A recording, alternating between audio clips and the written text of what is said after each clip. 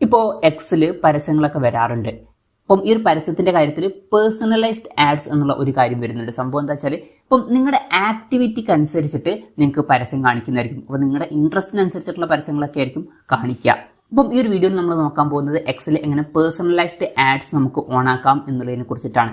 അപ്പം നമ്മുടെ activity X monitor ചെയ്യുന്നതായിരിക്കും, അതിനനുസരിച്ചിട്ടായിരിക്കും നമുക്ക് പരസ്യങ്ങളും കാര്യങ്ങളൊക്കെ വരിക. അപ്പോൾ മിക്ക ആപ്പുകളും ആ ഒരു രീതിയാണ് ഫോളോ ചെയ്യുന്നത്. എന്തായാലും അത് ഓൺ ആക്കാൻ എക്സ് ആപ്ലിക്കേഷൻ ഓപ്പൺ ചെയ്യുക. ഓപ്പൺ ചെയ്താൽ ഇവിടെ മുകളിൽ പ്രൊഫൈൽ ഫോട്ടോ കാണാൻ പറ്റും, അതിൽ ക്ലിക്ക് ചെയ്യുക. അതിൽ ക്ലിക്ക് ചെയ്താൽ സെറ്റിംഗ്സ് ആൻഡ് സപ്പോർട്ട് എന്നുള്ള ഓപ്ഷൻ കാണാൻ പറ്റും, അതിൽ ക്ലിക്ക് ചെയ്യുക. അതിൽ ക്ലിക്ക് ചെയ്താൽ സെറ്റിംഗ്സ് ആൻഡ് പ്രൈവസി എന്നുള്ള ഓപ്ഷൻ കാണാൻ പറ്റും, അതിൽ ക്ലിക്ക് ചെയ്യുക. അതിൽ ക്ലിക്ക് ചെയ്താൽ പ്രൈവസി ആൻഡ് സേഫ്റ്റി എന്നുള്ള ഓപ്ഷൻ കാണാൻ പറ്റും, അതിൽ ക്ലിക്ക് ചെയ്യുക. അതിൽ ക്ലിക്ക് ചെയ്താൽ ആഡ് പ്രിഫറൻസസ് എന്നുള്ള ഒരു ഓപ്ഷൻ കാണാൻ പറ്റും, അതിൽ ക്ലിക്ക് ചെയ്യുക. അതിൽ ക്ലിക്ക് ചെയ്യുകയാണെന്നുണ്ടെങ്കിൽ ഇവിടെ പേഴ്സണലൈസ്ഡ് ആഡ്സ് എന്നുള്ള ഓപ്ഷൻ കാണാൻ പറ്റും. ചിലപ്പം ഇത് ഓഫ് ആയിട്ടായിരിക്കും ഉണ്ടാവുക, പക്ഷേ ഡിഫോൾട്ടായിട്ട് ഓൺ ആയിട്ടായിരിക്കും കിടക്കുന്നുണ്ടാവുക.